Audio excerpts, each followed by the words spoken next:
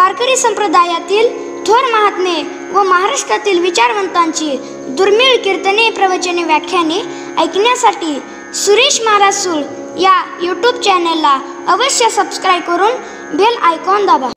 एका जनार्दनी पूर्णावतार निर्गुण निराकार आकारले ऋतुकाळ हेमंत नक्षत्र रोहिणी शुक्ल पक्ष दिनी पूर्णतिथी पांडुरंगा नाथ महाराज या अभंगातून या उत्सव काळाची विशेष चर्चा करतायत.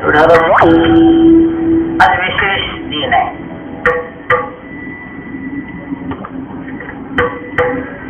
वेदविहित कर्माचे 4 प्रकार केले जातात. नित्य, नैमित्तिक, काम्य आणि प्रायश्चित्त. पापाच्या क्षालनार्थ जे कर्म सांगितलेलं आहे त्याला प्रायश्चित्त कर्म म्हणतात.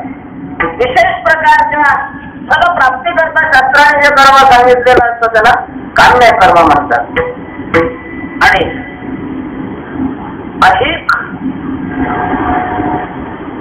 आणि पारलौकिक, आध्यात्मिक आणि आदिभौतिक उत्कर्षाकरता जी कर्म सांगितलेले त्याला म्हटलं जातं. रोज शास्त्राने जे कर्म करायचं सांगितलेलं आहे त्याला नित्य कर्म म्हणतात. कायम प्रातर माध्यान्नी एका करणीय प्रतिदिनी आणि वर्षातून ठराविक दिवशी जे कर्म करायचं असतं त्याला नैमित्तिक कर्म. तेव्हा आज नैमित्तिक कर्माचा दिवस आहे. नैमित्तिक कर्मामध्ये ग्रहण, श्राद्ध, पुण्यतिथ्या आणि जयंत्या येतात. जयंत्या, नित्य कर्म आणि नैमित्तिक कर्म. कर्म तेच असतं पण त्या कर्माला जर नैमित्याची फूट लागली तर ते कर्म हजारो पटीला फल जाईल. नित्य कर्म आहे कीर्तन. पण त्या कीर्तनाला जयंतीच्या निमित्ताची फूट लागलेली आहे, पाठबळ लागलेली आणि त्यामुळं त्याची पावर वाढलेली आहे. नावाबारा म्हणतात नित्य जे का कर्म निमित्ताचे आहे नियम एक वंसावे तेने नाम नैमित्तिक हो. नित्य कर्मापेक्षा हजारो पटीनं फळ नैमित्तिक कर्माला. स्नान दररोज करावंच लागतं, आपण करतो, केलं पाहिजे प्रत्येकाने. एरवी जो स्नान आणि पर्व काळातलं स्नान त्याच्या फलामध्ये खूप मोठा अंतर आहे. तसं नैमित्तिक कर्माचं फल विशेष असतं. आज नैमित्तिक कर्माचा दिवस आहे. आज जयंती आहे. भगवान दत्तात्रयाच्या प्राकांत्य कालाचा हा दिवस आहे. अखिल कोट ब्रह्मांड नायक परमात्मा भगवान दत्ताच्या रूपाने काय झाले? प्रगट झाले. कशा करता प्रगट झाले? नाथ महाराज अभंगाच्या प्रथम चरणात सांगतात.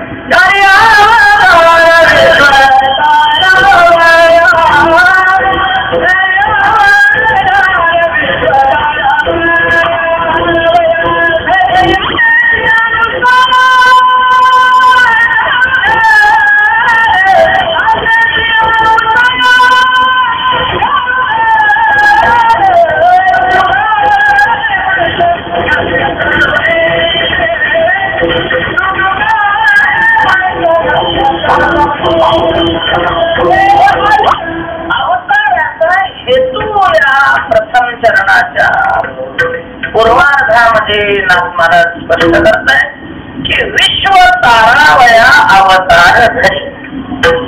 कशा करता अवतार घेताय? तर विश्वाला तारण्या करताय. विश्व म्हणजे काय? कशात बोलू लागलेलं आहे? त्याला तारण्याकरता अवतार घेण्याची काय आवश्यकता आहे? अवतार म्हणजे काय आहे आणि हा अवतार घेणारा नेमका कोण आहे? अवतार कोण घेतो? या जगतामध्ये अवतार घेणाऱ्याचं स्थान काय आहे, कोण अवतार घेतो, कोण अवतार घेऊ शकतो. वेदांत शास्त्राच्या सरणीप्रमाणे जर विचार केला तर वेदांतामध्ये मुख्य दोन पदार्थ मानलेले आहेत. अस्मिन्मध्ये पदार्थ ही द्विविध आहे. एक चेतन पदार्थ आहे आणि दुसरा जड पदार्थ आहे. त्याला शास्त्रामध्ये दृश्य अशा प्रकारचं, त्याला स्थावर जंगम, त्याला क्षेत्रज्ञ, त्याला माया ब्रह्म, त्याला प्रकृती पुरुष अशी वेगवेगळी नाव आहे. दोनच पदार्थ आहेत. तिसरा पदार्थच तुम्हाला जगात सापडणार नाही. जे काही आहे ते या दोघांमध्ये मोडलेलं आहे. एक जड आहे, दुसरं चेतन आहे. अवतार कोण घेतो हा प्रश्न आहे ना. मग जड अवतार घेतं की चेतन अवतार घेतं. जगामध्ये पुन्हा 3 प्रकार केलेले आहेत शास्त्रकाराने. कारण, सूक्ष्म आणि स्थूल. त्याला अव्याकृत, अमूर्त आणि मूर्त असं म्हणतात. अवतार घेणारा कोण आहे याच्याकरता ही चर्चा चालू आहे. तर जगातले प्रकार बाजूला जड अवतार घेतं की चेतन अवतार घेतं, तर आपल्या सहजच लक्षात येईल की अवतार घेतो म्हणजे कर्तृत्व आहे त्याच्या ठिकाणी, तर जगाच्या ठिकाणी कर्तृत्व नसतं. काम करण्याकरता त्या कामाचा संकल्प आणि प्रयत्न या 2 गोष्टी लागतात. आणि जडाच्या ठिकाणी संकल्प नसतो. त्याच्या ठिकाणी संकल्पाची संवेदना नसते, त्यालाच काय म्हणतात, जड अशा प्रकार. एखादा म्हणत असतो की दगड मला लागला. दगड लागला नाही, तू दगडाला लागला. दगडावर त्याचा आरोप केला जात असला तरी दगड लागत नाही, कारण त्याच्या ठिकाणी ती संकल्पनेची संवेदनाच नाही. जड स्वतंत्र कुठल्याही गोष्टीचा कर्ता होऊ शकत नाही. नेहमी कर्ता चेतन असतो. चेतनाच्या संकल्पनेनं जगातलं कुठलंही कार्य घडतं, करण बनतं, कर्ता नाही बनत. साधन जगात कर्ता फक्त चेतन आहे. या ठिकाणी अवतार धरण्याचं कर्तृत्व त्या व्यक्तीकडे असल्यामुळं जड अवतार घेऊ शकत नाही. म्हणजे अवतार घेणारा चेतन आहे. पदार्थ तर 2च आहे, जड आणि चेतन. त्यामध्ये जड अवतार घेऊ शकत नाही, चेतन अवतार घेतो. चेतनामध्ये 3 प्रकार पडतात. आता स्वरूपाने भेद नाही, पण उपाधीनं त्याचे 3 प्रकार पडलेले चेतनाचे. भेदाचे 2 प्रकार असतात, वास्तव भेद आणि औपाधिक भेद. एखाद्याने समुद्राचं पाणी बाटलीमध्ये भरून आण. समुद्राचं पाणी बाटलीत भरलेले. समुद्रामध्ये पाणी आणि बाटलीत पाणी. मी तुम्हाला विचारतो की समुद्रातलं पाणी आणि त्या बाटलीतलं पाणी हे काय का वेगळे आहे? बाटलीतलं पाणी आणि समुद्रातलं पाणी काय एकच आहे. पाणी जर एक आहे तर कार्य एकच व्हायला पाहिजे, बरोबर आहे. समुद्राच्या पाण्यामध्ये जहाज चालतात. माझ्याकडे काय पाहता, तुमच्या बाटलीमध्ये जहाज चालतील का? एकच काय, कुठल्या अर्थाने तुम्ही त्याला एक म्हटलं. समुद्राचं पाणी हटवून तिथं बंगले बांधले जातात. बाटलीतलं पाणी हटवून बंगला पुढे बांधलीच नाही. त्याचा अर्थ असा आहे की स्वरूपाने जरी ते पाणी एक असलं तरी उपाधीने त्याच्यामध्ये काय आहे, भेद आहे. त्याला औपाधिक भेद. आणि वस्तूच्या स्वरूपामध्ये भेद असणार. स्टँड आहे आणि हा माईक आहे हे वेगळे आहेत, त्याच्या स्वरूपातच काय भेद आहे. असे भेदाचे 2 प्रकार असतात. कसं चेतनामध्ये स्वरूपाचा भेद नाही, पण औपाधिक भेद आहे. आणि औपाधिक उपाधीमुळं त्या चेतनाचे 3 प्रकार होतात. जीव, ईश्वर आणि ब्रह्म. विधानाकरता हा विषय तुमच्या पुढे मांडू लागलो की अवतार घेणारा कोण आहे. जड अवतार घेत नाही, जड बाजूला सारलं. चेतनाला समोर घेतलं, चेतना हे 3 प्रकार मुख्य आपल्याला दिसले. चेतनामध्ये ते जीव वर्ग आहे. जीव ही चेतनाच आहे की नाही. देव आहे, ईश्वर या शब्दाचा अर्थ ईश्वर आहे, तोही चेतन आहे. आणि साक्षी ब्रह्म ज्याला म्हणतात तेही चेतन आहे. अविद्या ही ज्याची उपाधी आहे त्याला जीव म्हणावं, माया ही ज्याची उपाधी आहे त्याला देव म्हणावं, आणि कुठलीच उपाधी नाही त्याला ब्रह्म म्हणावं. या तिघापैकी कोण अवतार घेत. ब्रह्म अवतार घेता का, परत ब्रह्माने अवतार घेतला. त्या ठिकाणी ब्रह्म अवतरले असं म्हटलं जातं. तिथं ब्रह्म शब्दाचा अर्थ काय घ्यायचा, ईश्वर अशा प्रकारचा शबल ब्रह्म हा अर्थ घ्यायचा. निर्गुण निराकार साक्षी जगाचं अधिष्ठान जे आहे त्याच्या ठिकाणी अवताराची वगैरे क्रिया येण्याचा संबंध नाही. ब्रह्म नाही अवतार. जीव अवतार घेतो का, जीवही नाही अवतार घेत. का नाही जीव अवतार घेत. जीव अवतार का घेत. अवतार आणि जीव या दोघांचं ऐक्य जुळत नाही. अवतार शब्दाचा अर्थ आहे खाली येणं. अवतार शब्दाचा अर्थ काय, खाली येणं. तर वरचा खाली येत असतो तो त्यालाच म्हणतात की जे खालचं चैतन्य आहे. तो खाली येतो काय, खाली जीव का अवतार घेऊ शकत नाही. तर जीव मुळातच काय खाली. खाली आणि वर म्हणजे काय, खाली आणि वरती या शब्दाचा देश विशेष अर्थ नाहीये. हा वस्तू विशेष अर्थ आहे, अवस्था विशेष अर्थ आहे.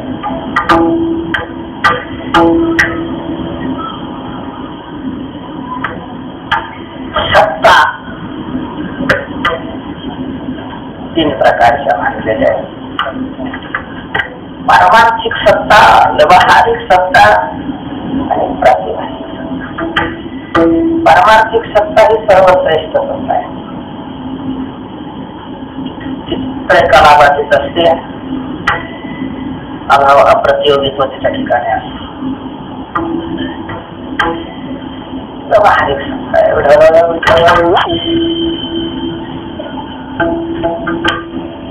तर श्रेष्ठत्वाचा त्याग करून कनिष्ठत्वाची भूमिका स्वीकारणं याला खाली येणं म्हणतात. एखादा मोठा माणूस असेल, विद्वान असेल, पूजनीय असेल, आदराने सगळे त्याच्याकडे पाहत असतील आणि तो एखाद्या वेळेला क्रोधाच्या वश होऊन एखाद्याला जर आवाज बोलू लागला तर लोक म्हणतात फार खाली येऊन बोलले. हो, कुठे येऊन बोलले, खाली येऊन बोलले. आता खाली तर नाही, खालीच नव्हते ना. त्यांना वर जाण्याकरता जिलाच नाही, ते खालीच होते. खाली येऊन बोलले या शब्दाचा अर्थ, खाली येऊन बोलले या शब्दाचा अर्थ आपल्या श्रेष्ठत्वाचा त्याग करून क्षुद्रपणा, नीचपणा स्वीकारून नीच माणसं कसं बोलतात, कसं बोलले हा त्याचा अर्थ आहे. तेव्हा ईश्वर देव हा स्वरूपाने व्यापक आहे, निराकार आहे,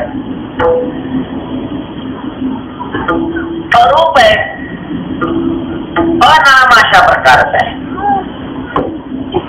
व्यापक आहे, व्यापकत्व हे श्रेष्ठ आहे. आणि व्यापक असणारा, अरूप असणारा, निराकार असणारा हा परमात्मा, अति सूक्ष्म असणारा परमात्मा ज्या वेळेला परिच्छिन्न बनतो, स्थूल बनतो, स्वरूपाने सनामत्वाला प्राप्त होतो, हे त्याचं काय आहे, खाली येणे. किंवा मुळातच परिच्छिन्नाने स्थूलत्वाला प्राप्त झालेला.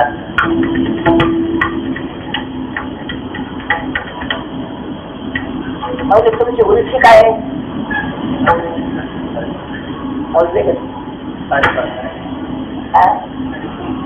साडेपाच म्हणजे आपलाच 5 कमी काय साडेपाच उंची. माऊलीने आपली उंची काय सांगितलेली आहे, 5.5. कारण माऊली स्वरूपाने असे की ज्यांच्या उंचीला कुठलंच माप लागत नाही. कारण जीव स्वरूपाने काय आहे? ब्रह्म आहे. आणि ब्रह्माला कोणतंच माप लागत नाही. म्हणजे आम्ही स्वरूपाने एवढे मोठे आहे की त्याला कसलंच माप लागत नाही.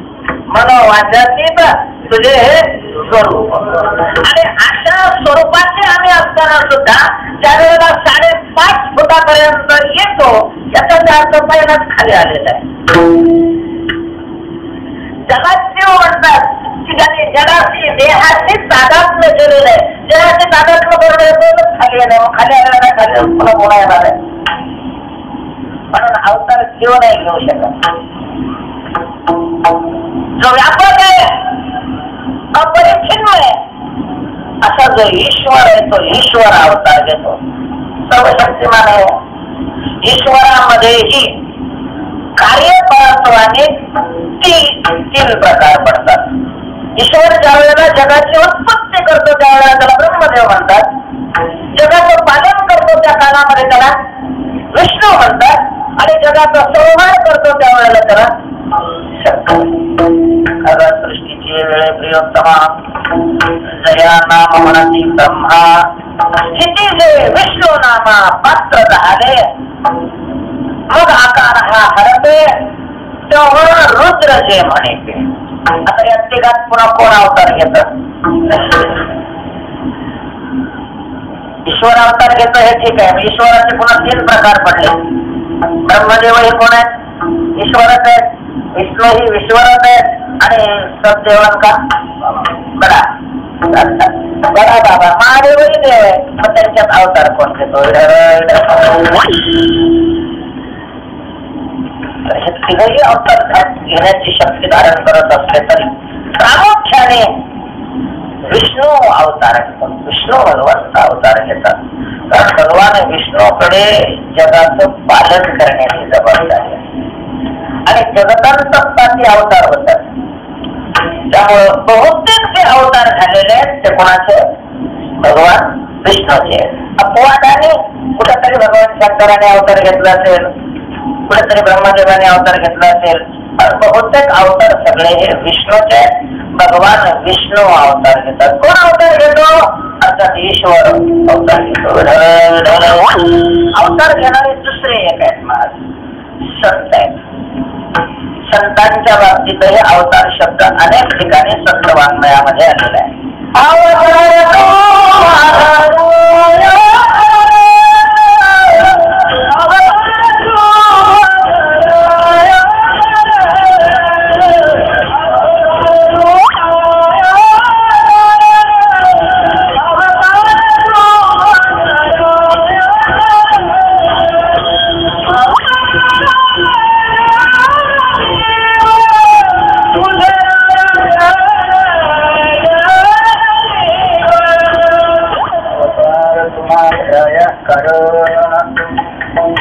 ब्रह्ममूर्ती संत जगीश अवतरले. संतांच्या बाबतीतही अवतार हा शब्द आहे. ते 2 जण अवतार घेतात. संत अवतार घेतात, देव अवतार घेतो. मात्र दोघांच्या अवताराचं कार्य वेगळं. देव अवतार घेतो ते परित्राणाय साधूनां विनाशाय जगत्कृतां धर्म संस्थापनार्थाय संभवामी योगे. दुष्टांचा नाश, भक्तांचं रक्षण आणि या रूपाने धर्माची स्थापना.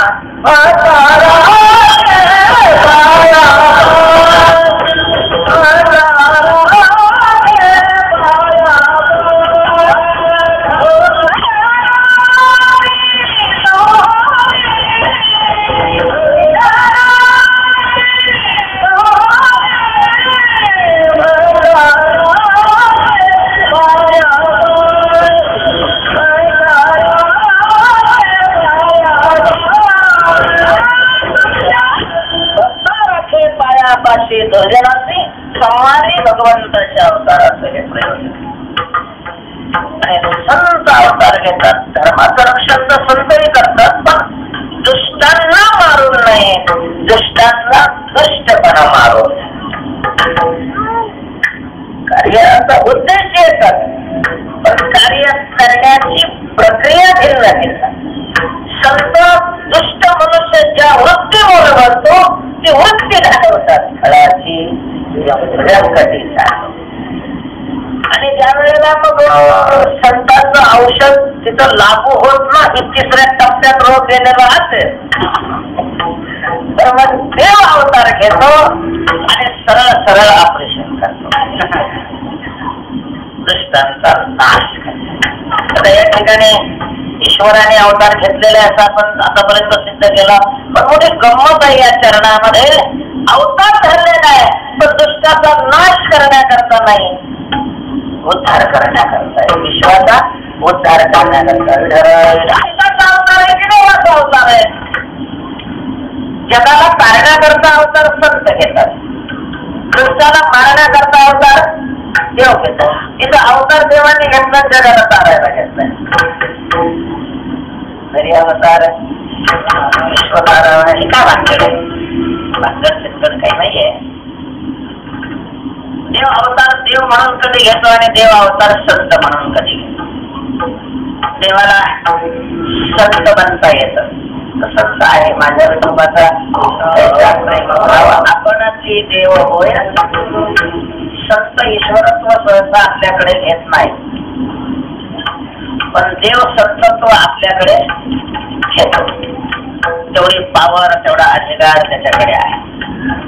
त्या ठिकाणी अवतार देवाचा आहे पण देव म्हणून नाही, संत म्हणून आहे. भगवान दत्तात्रयांचा अवतार संत म्हणून. कारण दत्तात्रयांच्या जीवनामध्ये जी कार्य घडलेली आहेत ती सगळी संतांच्या कडून केली जाणारी कार्य आहे. तर जगाचा उद्धार देव नाही करत, संत करत असतात.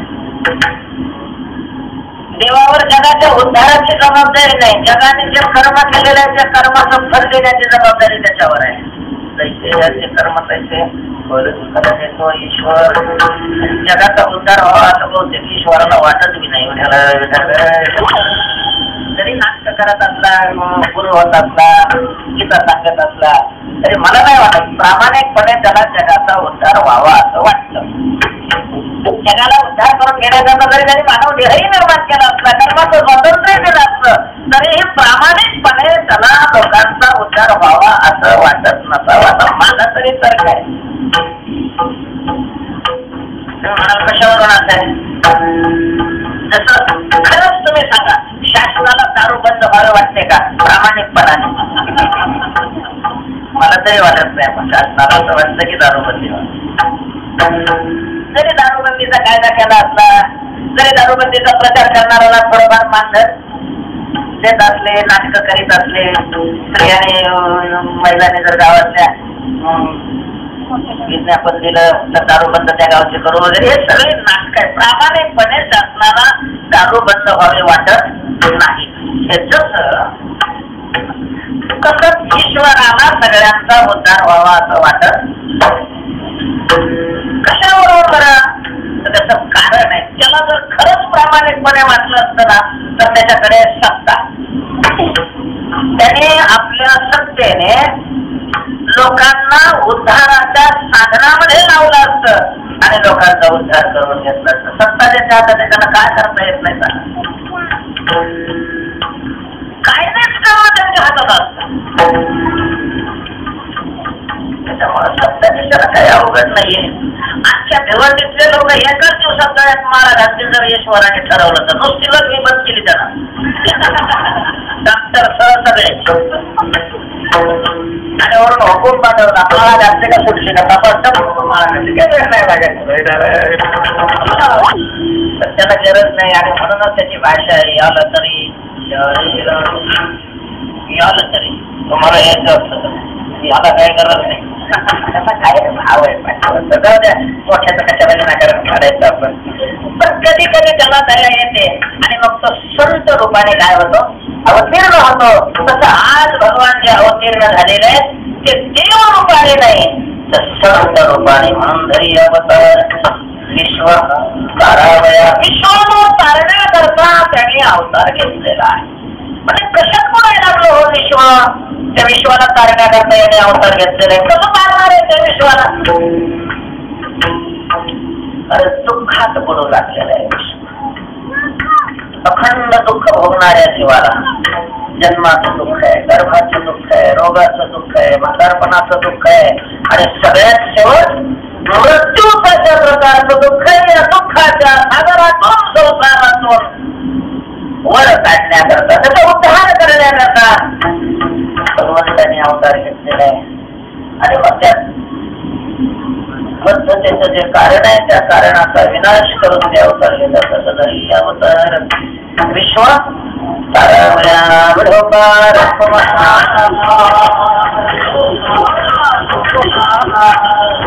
मला वाटलं तर एवढ्या लवकर त्या कीर्तन संपलंय. विठोबारुक्माई म्हणजे कीर्तन संपल्याची घंटा नाहीये.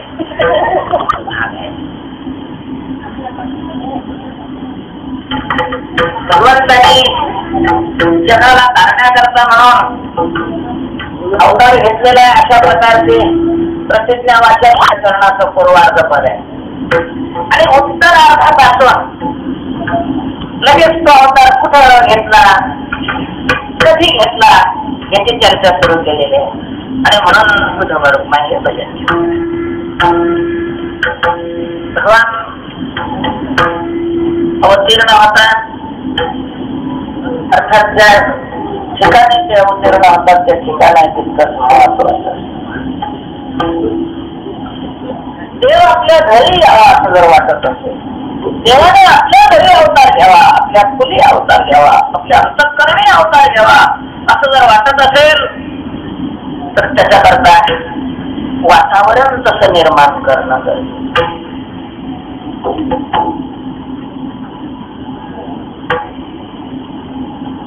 देव कोणाच्याही घरी येतो, पण घरी येत असताना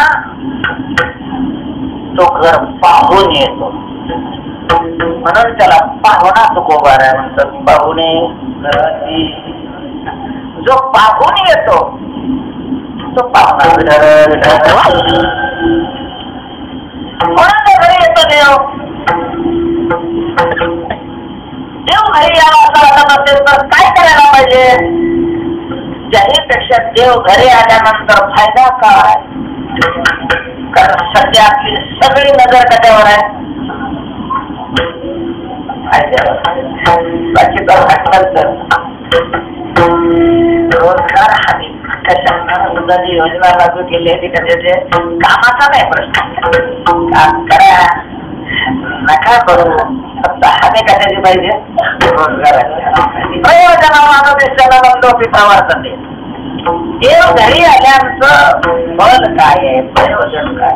खरंच देव घरी आल्यानंतर फळ नाही, एक नाही, फळाचा वर्षाव होतो. वर्षाव परमात्मा स्वतः फलद्रूप आहे. देव घरी येणं हेच फार मोठं काय आहे? फळ आहे. पण काय होतं सांगा ना? नुसतं वर्षाव होतो काय सांगू? काय होतं देव घरी आल्यानंतर सांगू तुम्हाला, आणि तुम्हाला आवडणारं सांगू.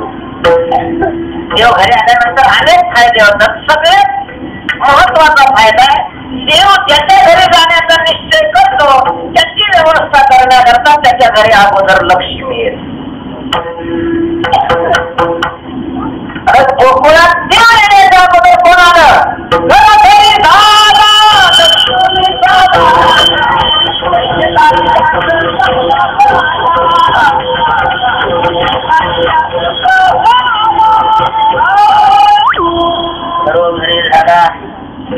लक्ष्मीचा वास. लोकांना देवाचं नाही काय वाटत, लक्ष्मीचा वाटत. देवाला नाही आलं एवढं काही नाही, पण आपल्या घरी काय असावी? लक्ष्मी असावी वाटते. पण लक्षात ठेवा, लक्ष्मी हे देव जिथं नाही तिथं कधी थांबतच नाही. हे असो लक्ष्मी चिरावली मुकुंदी जैसी, तेव्हा लक्ष्मी कल्पना होत नाही. देव घरी येणं गरजेचं आहे.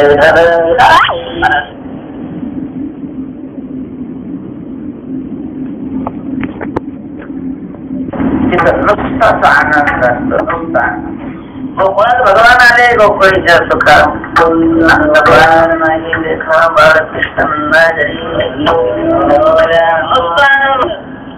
अनेक अनेक फायदे देव घरी येण्याचे. म्हणून देवाला घरी आणावं देव घरी येईल अशा प्रकारचं वातावरण तयार करावं. जेव्हा घरी आणायचं असेल तर कसं वातावरण लागतं. कोणाच्या घरी देव येतो. ग्रेनाइटची फरशी ज्याच्या घरी बसवली चांगले तिथं देव येतो. देव फरशीकडे नाही पहा. देव तिथं येतो वैसल्या खाया देव राया पण कुठं निर्मळ हे काया.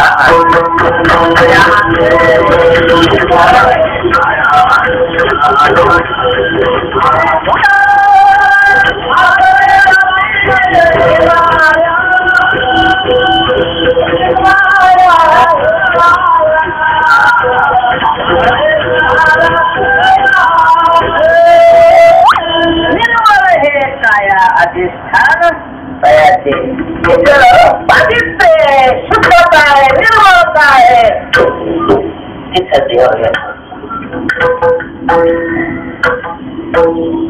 अंतःकरण तुकामुळे चित्त करावे निर्मळ जीवनी गोपाळ राहे. अशा ठिकाणी देव येतो चित्त निर्मळ. म्हणजे चित्त निर्मळ कोणत्या चित्ताला म्हणावं. त्याला करोडोने मिळालं वाटतं. त्याला निर्मळ चित्ताचं लक्षण काय आहे. मला निर्मळ चित्ताचं लक्षण आहे तिन्ही गुणाची सत्ता त्याच्यावर चालत नाही आणि कोणाचाही द्वेष त्याच्या अंतःकरणात नाही. म्हणजे त्याचं चित्त स्त्री आणि अनसया बनलेलं आहे. म्हणजे नाही. आणि स्त्री म्हणजे 3 गुणाचं साम्राज्य. बहुतेक तुमच्या आमच्या चित्तामध्ये या 3 गुणापैकी कुठल्या तरी गुणाचं काय असतं साम्राज्य असतं. आपली वेळ संपत आहे. कधी सत्वगुणाचा बळीजावपणा चालतो, कधी रजगुणाचा चालत असतो आणि कधी तमगुणाचा चालत असतो. 14व्या अध्यायामध्ये भगवंताने विस्ताराने याचं वर्णन केलेलं आहे. गुणत्रय विभाग त्याचं चित्त अनसूया बनलेलं आहे. अनसूया असूया आणि अनसूया. असूया म्हणजे दुसऱ्या विषयीचा मत्सर त्याच्या आत आहे. मला अशुद्ध चित्ताचं द्योतक आहे. मग तो कीर्तनकार असला तरी भजन करणारा असला तरी पारायणाला बसलेला असला तरी त्याच्या अंतःकरणामध्ये दुसऱ्या विषयीचा जर द्वेष असेल तर समजावं आपलं चित्त अजून शुद्ध झालेलं नाही. आणि अशुद्ध चित्ताचा मनुष्य परमार्थाचाच अधिकारी नाही. अनसूयेच्या घरी भगवान येतात. अनसूयेच्या घरी अनसूया अर्जुनाला तुम्हाला भगवंताने काय सांगितलं. भगवान स्वतः त्याचं उत्तर देतात. इदं तुते प्रवक्षा अनसूयते. तू अनसूया आहे. असूया रहित तुझं चित्त आहे. सुमनाने शुद्धमती अनंदकाने अनन्यगती बैगा गौतेही तया प्रती. तेव्हा असूया रहित चित्त हे निर्मळ चित्ताचं द्योतक आहे. ज्याच्या चित्तातून चित्त कोणाविषयीच असूया राहिले सगळ्या विषयीचा पूज्य भाव अंतःकरणामध्ये भरलेला आहे. त्या चित्तामध्ये देव अवतीर्ण होतो. त्या कालामध्ये भगवान अत्री मुनीचा आश्रम अशाच वातावरणाने संपन्न झालेला होता. अत्री मुनींची अर्धांगिनी असणारी पत्नी अनसूया माता नावाप्रमाणेच ती काय होती अनसूया होती. अनसूया कोणाविषयीचाही असूया तिच्या चित्तामध्ये महान पतिव्रता होती. पतिव्रत्याची तिची कीर्ती या लोकांना सोडून परलोकामध्ये आणि मग जगाच्या चालत असणाऱ्या देवाच्या 3 अर्धांगिन्या एके दिवशी एकत्र आलेल्या आहेत आणि गप्पा मारलेल्या आहेत. तिच्यात एकीला कोणीतरी विचारलं का हो सावित्रीबाई. लक्ष्मी म्हणते मी असं ऐकलेलं आहे तुमच्याकडे कानावर आलेलं आहे हे. म्हटले काय हो. अहो पृथ्वी लोकावर अनसूया नावाची एक महान पतिव्रता आहे म्हणतात. दुसरी म्हटली छे पृथ्वीवरची पतिव्रता आपल्यासारखी थोडीच असणार आहे. पार्वतीनं सांगितलं तुम्हाला तिची आणि आपली बरोबरी तरी कशी करावी वाटते हो? कुठं पृथ्वीवरच्या स्त्रिया आणि कुठं आपण दोन लोकांच्या स्त्रिया, अशा प्रकारचा त्यांचा संवाद चाललेला आहे. तेवढ्यामध्ये विण्याचा संस्कार ऐकू आलेला आहे. नारायण नारायण. ज्याच्या वेळेला जगाचं कल्याण करण्याचे त्या वेळेला नारद महर्षी तिथं उभे राहतात. आहे बाळाला ओढ कुंड लावलेला आहे, गळ्यामध्ये तुळशीच्या माळा आहेत, विणा आहे, एका हातामध्ये फळे आहेत. अंतःकरणामध्ये भगवंताचं ध्यान आहे, जगाला जगाचं कल्याण करण्याची अपेक्षा आहे. मुखामध्ये भगवंताचं नाम आहे आणि प्रसन्न मुद्रेनं चालणारी ती स्वारी त्या ठिकाणी दाखल झालेली आहे. त्यांनी पाहिलेलं आहे नारद आलेले. वा वा वा, या नारदा या नारदा. नारद म्हणजे चालतं बोलतं वर्तमानपत्र होतं. जगात कुठं काय चाललेलं आहे, कुठं काय चालणार आहे, त्याला कारणीभूत कोण आहे, त्याचा परिणाम कोणावर आहे, सगळं इतकं इतिहास जर ऐकायचा असेल तर नारदांची. त्यामुळे देव लोकांत सुद्धा नारदाची सगळे वाट पाहिजे. त्यांनाही आनंद झालेला आहे, नारदाला बसवलेला आहे. नारदाने तिघींना माता म्हणून नमस्कार केलेला आहे. आणि मग त्यांनी ठरवलं की आता नारदालाच विचारू आपण. कारण नारदाला आपणही माहित आहे आणि नारदाला अनंत माहिती आहे. तेव्हा ते श्रेष्ठ आहे की आपण श्रेष्ठ आहे. परंतु जेव्हा तिच्या स्त्रिया होत्या तरीही त्यांच्या अंतःकरणामध्ये अनसूयेविषयी काय निर्माण झाले? ईर्ष्या निर्माण झाली.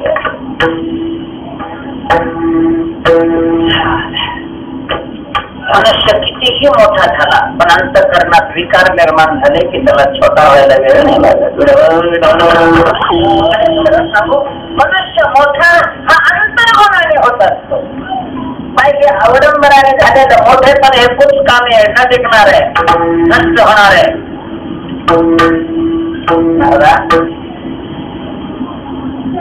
तुम्ही पृथ्वीवर जात असाल तिथं जातो जात असाल म्हणजे तिथं चालेल. अर्धा आम्ही असं ऐकलेलं आहे की पृथ्वीवर कोणी अनसूया नावाची महान पतिव्रत आहे, खूपच श्रेष्ठ आहे. तुम्हाला काय वाटतं? आम्ही श्रेष्ठ आहोत किती श्रेष्ठ आहे? सरळ सरळ मुख्य प्रश्नाला तिला काय घातला? हात घातला. कारण ना हात खर्च राहिले होती कशाला विनाकारांची तरी लाभेल. नारायण नारायण नारायण करून नारदाने बरेचसे पोळ्या वाजवलेल्या आहेत. एक खिडकी मारलेली आहे. अतिशय आनंदी झालेले आहेत नारद. कारण नारदाला हवं तसं वातावरण तयार झालेलं आहे. प्रत्येकाचा स्वभाव असतो वेगवेगळा. नारदाचा एक स्वभाव होता. आता त्यांच्या त्या स्वभावात जगाचं कल्याण होत होतं पण त्यांचाही एक स्वभाव होता. काय स्वभाव होता? पेटवायचं. पेटवून मस्त पैकी तापत राहायचं. चबू तोडण्याचा पोरही करणाऱ्याही जाण तो खेड्यामध्ये आगळवारे पोरे भाकरी आपण आहे वेगळा आहे तर पोचाही करायची त्यांना काय होती सवय होती असं नारदाचं चरित्र आपल्यासमोर. नारदा सांगा ना आणि श्रेष्ठ इतके श्रेष्ठ आहे. नारदाने सांगितलं कसं सांगू? खोटं सांगायचं मला येत नाही आणि खरं सांगायची सोय नाही. कधी कधी असे प्रश्न आपल्याला खोटं बोलता येत नाही आणि खरं सांगण्यासारखी तिथली काय नसते, परिस्थिती नसते. अशा वेळेला मौन धारण करणं न सांगणं हेच चांगलं. नारदा सांगा तुमचा आदेश आहे तुम्हाला, जे काय असेल ते सांगा. ते श्रेष्ठ आहे का? आम्ही श्रेष्ठ आहे. त्यांची उत्सुकता अधिक आणखी नारदाने काय केले? वाढवलेले आणि बरोबर माझ्यावर रागवायचं नाही. मी जशी वस्तुस्थिती आहे तसं सांगतो तुम्हाला. हो हो जशी वस्तुस्थिती आहे तसं सांगा. मग त्याने सांगितलं की आज तरी पूर्ण विश्वामध्ये जगामध्ये अनसूयासारखी पतिव्रता दुसऱ्या कोणीही नाही. आम्ही सुद्धा आम्ही आमच्यापेक्षा ते श्रेष्ठ आहे. काय साहेब आपण मंत्र्याच्या पत्नी आहात. कारण देव म्हणजे जगाचे मालक मंत्रीच त्यांच्या अर्धा केले आहात. पण इथं पातिव्रत्याचा प्रश्न आहे. पातिव्रत्याच्या बाबतीत अनसोयीचा नखाचे तुम्हाला बरोबर नाही. नारदाला त्याने चहा सुद्धा नाही दिला. बोललेलं असं घातक राहत. लोकांना आज असे कीर्तनकार आवडतात की त्याने त्यांच्या तोंड पूजा केल्या पाहिजे. म्हणजे पुढच्या वर्षीची तारीख याच वर्षी म्हणतात. नारद निघून गेले. नारदाला अपेक्षा नव्हती कशाची. पण त्या तिघींचा जे बैठक मोडलेले, प्रत्येक जण आपापल्या घरी गेलेले, सरफेले सरफी महात्माने आमच्याकडनं कधीच राहत नाही. ते संध्याकाळी आरती संपल्यानंतर ही घरी आली. कोण? ब्रह्मा, विष्णू आणि बहुतेक मोठ्या लोक बाहेरच्या हातात असतात. बहुतेक शब्द वापरला बरं. पुन्हा मला माझ्याकडे येणार कोणी. अरे दररोज पाणी द्यायचं, आमचं करायचं, तमकं करायचं, कशाचाच संबंध नाहीये. पूर्वी अशी एक व्यवस्था होती महाराज. अलीकडे नाही आहे ती. का नाही मला नाही सांगता येणार, पण नाही हे खरं आहे. म्हणजे काय व्यवस्था, घर बांधत असताना आता कसं संडास बाथरूम पाहिजे, स्वयंपाकाचं घर पाहिजे, किचन रूम, शयन रूम पाहिजे, बैठक, एवढा विचार केला जातो. पूर्वी त्याच्याबरोबर एक कोप भवन असायचं. म्हणजे बाई रुसली की तिनं त्या खोलीत जाऊन बसायचं. आणि त्या खोलीत ती गेली की घरचे समजायचं की करंट उतरलेला आहे, सावधान. त्या कोप काय भांगड झाली वाटता. त्याने बाजूच्या त्याला चौकशी केली. म्हणजे नारळ आले होते त्याचे म्हणे हा नारळ जीवन गेले. काहीतरी भांडण आहे. जवळ गेले. का म्हणजे काय झालं, काय बरं बोला आम्हाला. अजून झालं तरी काय, काय झालं म्हणजे पृथ्वीवरची सामान्य स्त्री आणि ती आमच्यापेक्षा श्रेष्ठ होते.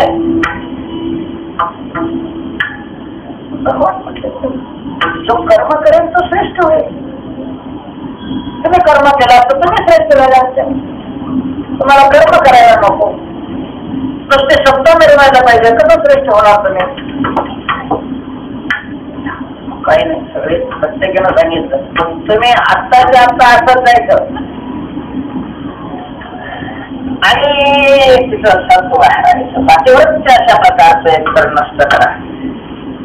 धर्म आता मला धर्माची वृद्धी करण्याकरता देवाचा अवतार. धर्म नष्ट करण्याकरता देवाने कसं जावं, पण करता काय बाईसाहेबाच्या सगळंच बंद करायचं झालं. अनसयाची आणि अनसया बरोबर पाठ्यवृत्त धर्माची महती जगात पसरवावी म्हणूनच नारदाने या कांदाला आरंभ केला होता. आणि भगवंताने ते जाणून त्याचा मध्य करायचं ठरवलेलं आहे. आणि भगवान खाली आलेले ते घरी एकामेकाला भेटले. त्या आठवण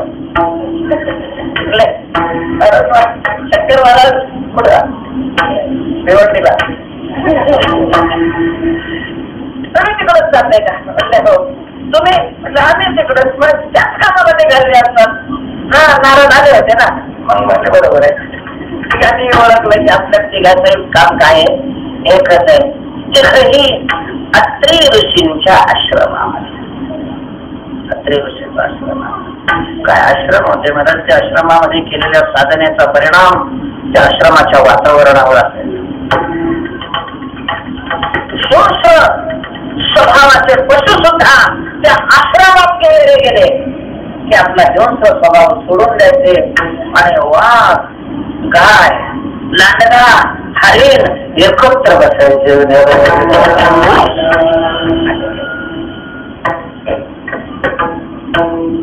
नैसर्गिक स्वभावामध्ये वातावरणाचा फरक पडतो. तर जे कृत्रिम होऊन गेलेले आहेत त्याच्यावर नाही पडत.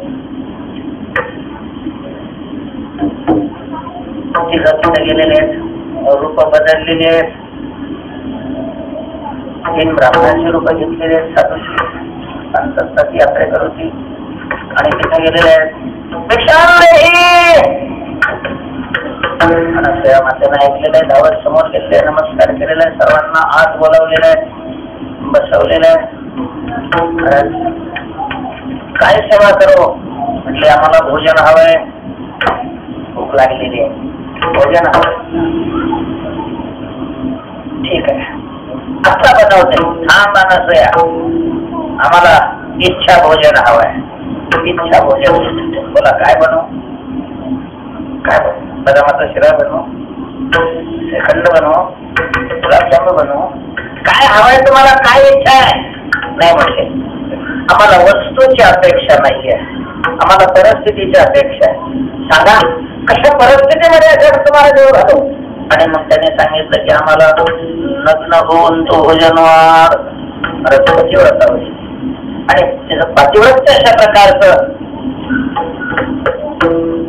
किती श्रेष्ठ आहे याची परीक्षा घेण्याकरता किंवा हे जगाला दाखवण्याकरता देव त्या ठिकाणी गेलेले होते. अनसूयेनं पाहिलेलं आहे, तपश्चर्येनं तिथं लक्षात आलेलं आहे की हे सामान्य अतिथी नाही आहे, ब्रह्मा विष्णू शंकर आहे. पण पातिव्रत्य धर्माच्या हे विरुद्ध आहे. ते म्हणे थोडं थांबा, मी माझ्या पतीला विचारून येतो. तरी ऋषीकडे गेलेले आहेत. घडलेल्या वृत्तांत अत्रे ऋषीच्या कानावर घातलेला आहे. अत्रे ऋषीने सांगितलं का तो त्यांना ओळखलं नाहीये, ब्रह्मा विष्णू शंकर आहे. म्हटले मी हे ओळखलेलं आहे, पण ते ब्रह्मा विष्णू शंकर म्हणून आलेले नाही, बाकी ते सर्व धारण करून आलेले आहे. माझ्याकरता ते फळ आहे. आणि ते लग्न दीक्षा मागतायत. नाही म्हणावं तर गृहस्थ आश्रमाचं व्रत नष्ट होत आहे, हो म्हणावं तर पातिव्रत्य धर्माला हात येते. मी काय करू? हसलेले अत्रे ऋषीने त्यांनी अभिमंत्रित पाणी दिल्याने सांगितलं की काळजी करू नको, आपला गृहस्थाश्रमही आवाजीत राहील आणि तुझ्या पातिव्रत्यालाही कलंक लागणार नाही. हे पाणी त्यांच्या अंगावर शिंपड. म्हणजे ते 2-2 महिन्याचे लहान पोरं होते. आनंदाने ते पाणी घेऊन आलेले आहेत, राबवल्यासारखं केलेले आहे. अनसूया तुझ्याकडून हे होत नसेल तर आम्हाला सांग कसं, आम्ही निघालो. नाही महाराज, मी पूर्ण तयारी केलेली आहे, पण लक्षात आहे ना लग्न होऊन तो भोजन वाढायला पाहिजे. म्हटले हो महाराज. दरवाजे बंद केलेले आहेत. पतीने दिलेलं पाणी त्यांच्या अंगावर शिंपडलेलं आहे. महाराज, कर्माची शक्ती ही देवाच्या शक्तीपेक्षाही मोठी असते. पतिव्रते तपस्येची शक्तीच्या पाण्यावर हे ऋषीने मिसळले. 2-2 महिन्याचे पोरं खेळायला. अनसूया मातेनं वस्त्र बाजूला केलेलं आहे, त्यांना मांडीवर घेतलेलं आहे आणि बाजू लागले.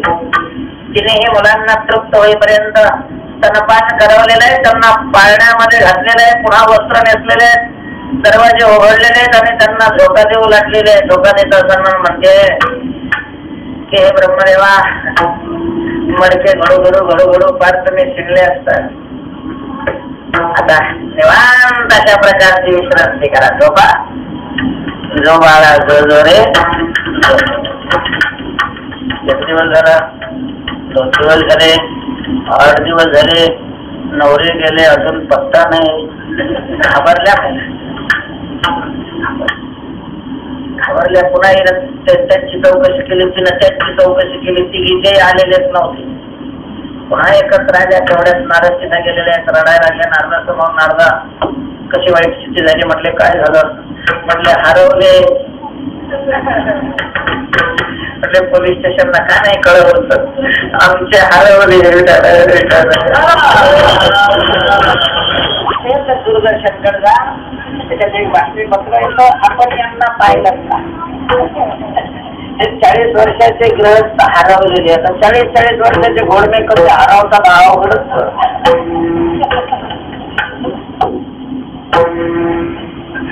काय झालं काहीच कळायला गेलं. 15 दिवस झाले. नारदाने सांगितलं, पण हे नेमके गेले कुठं होते? तुम्ही पाठवलं तर नव्हतं कुठं यांना? म्हटले हो नारदा, आम्हीच पाठवलं होतं. कुठं? म्हटले सत्य अनसूयेकडे. अनसूयेकडे गेले होते. कशाला पाठवलं होतं? परीक्षा घेण्याकरता संवारण करण्याकरता म्हटलं मी घडलं का मी तुम्हाला सांगितलं होतं तिच्या नादी लागू नका. आज या विश्वामध्ये तिच्यासाठी पतिव्रत्याची शक्तीला संपन्न दुसरे कोणी नाहीये. तुमच्या नवऱ्यातही ते सामर्थ्य नाही जे तिच्यामध्ये सामर्थ्य आहे. नक्की काहीतरी गोंधळ झालेला आहे. खरं सांगा काय म्हणजे तुम्हाला तिथं जावं लागेल. मागून घ्या अभिमान सोडा निराभिमान व्हा आणि तुझ्याला काय करा शरद द्या. अरे गेलेले आहेत शेवट लक्ष्मी आहे पार्वती आहे सावित्री आहे. अनसुयेनं पाहिलं या या या या काय या म्हणते आमचे नवरे इथं आटकून ठेवले म्हणजे तुमचे नवरे तू कशाला बसवलेलं आहे. खरं सांगा नसे आमच्या अभिमानाने आम्ही आतापर्यंत आंधळे झालो होतो. तू खरी पतिव्रत आहेस सांग ना आमचे नवरे मोठे आहेत. तिला सांगितलं म्हटलं जगाचे चालक आहे इथं कशाला येतील बरं ते इथं ते आलेच नाही.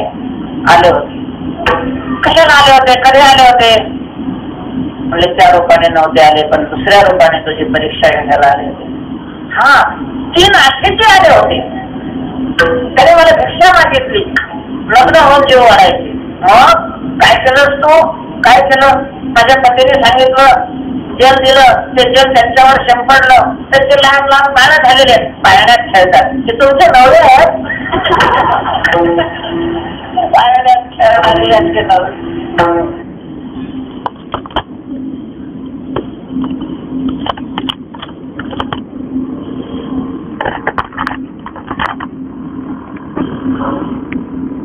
नवरा म्हणून उचलायचंय आणि काहीच चिन्ह दिसत नाहीये. आपण हात लावला तो दुसराच निघाला तर काय व्हायचं. परत माझ्या सरकले तिघे माझ्या सरकल्या. हो हे झाले होते आणि तुमचे पती असतील तर घेऊन जा माझी काय अडचण नाही. त्यामुळे याचं घेऊन आम्ही काय करावं हे पती आम्ही तुला शरण आम्हाला आवश्यक पती पहिले कसे होते कसे करून दे म्हणजे तुम्ही घ्या ना. तुम्ही पतिव्रता पातिव्रतेच्या शक्तीने जर मी यांना लहान करू शकते तर पातिव्रतेची शक्ती तुमची यांना मोठं का करू शकत नाही. आणि मग त्याने कबूल केलं की आमच्या ठिकाणी शक्ती नाही अहंकार आहे. तुमच्या ठिकाणी अहंकार नाही ती आहे शक्ती आहे. पण आम्ही तुला शरण आहोत जगाच्या माता आहात माझ्याही माता आहात तुम्ही मला शरण नका येऊ मला तुम्ही आदेश द्या. त्याने सांगितलं ठीक आहे तुला आदेश लागत असेल तर आम्ही आदेश देतो की यांना पूर्ण रूपामध्ये आणून आमच्या हात जोडलेले आहेत भगवंतासमोर आणि भगवंताला ते प्रार्थना करू लागलेले की तुम्ही पूर्ण रूपात येऊ शकता पण माझी एक इच्छा पूर्ण करा.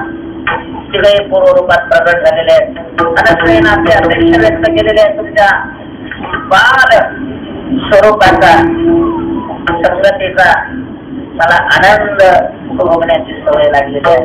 तेव्हा बाल स्वरूपामध्ये तुमच्या तिनेची शक्ती एकामध्ये अशा प्रकारचं तुम्ही काय करा रूप धारण करा आणि त्या वेळेला भगवंताने अशा प्रकारचं रूप धारण करण्याचा निश्चय केलेला आहे. अत्रीची अनुसया बरोबर कोणता दिवस होता तो दुसऱ्या चरणात सांगतो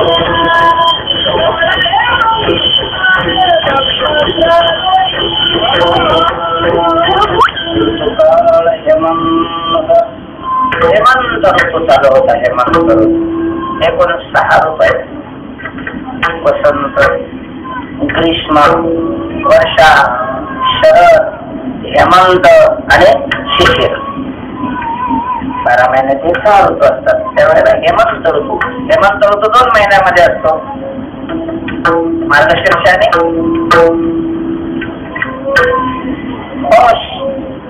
त्याच्यापैकी महिना कोणता होता तर तिथी पौर्णिमा मास मार्गशीर्ष महिना होता. भगवंताची जी विभूती आहे मार्गशीर्ष अशा प्रकारचा महिना आहे आणि तिथी पूर्ण तिथी आहे, पौर्णिमा तिथी आहे, दिवस गुरुवार आहे, उत्सव काळाचा दिवस काय गुरुवार अशा प्रकारचा आहे.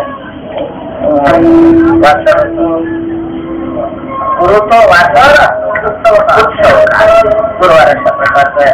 आणि या दिवशी सगळा प्रसंग घडलेला आहे. पण याची इच्छा पूर्ण करण्याकरता भगवंतांनी तिन्ही शक्तीचं एक रूप अशा प्रकारचं धारण केलेलं आहे. त्याचा उच्चार आत्मा जाणवण्याच्या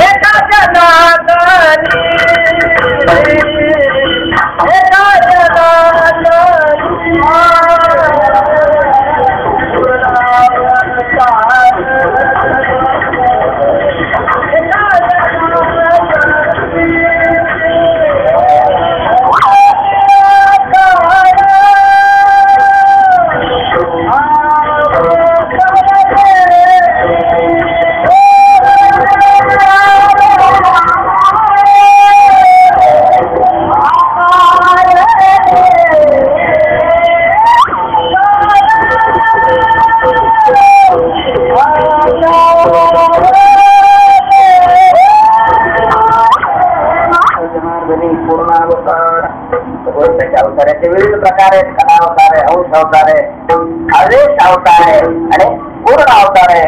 भगवंतांनी यावेळेला पूर्ण अवतार धारण केलेला आहे. निर्गुण शब्दाचा अर्थ इंद्रिय रहित अर्थात निरवयव असणार निराकार असणार जे भगवंताचं मूळ स्वरूप ते स्वरूप त्याने बाजूला सर्व आणि साकार रूप धारण केलेलं आहे. ज्या रूपाला 3 शिरा आहेत, 6 हात आहेत आणि अत्यंत सुंदर अशा प्रकारचं बालरूप भगवंताने त्या ठिकाणी प्रगट केलेलं आहे. भगवंताचं ते रूप पाहिल्याबरोबर स्वर्गातून सगळ्या देवाने त्याच्यावर पुष्पवृष्टी केलेली आहे.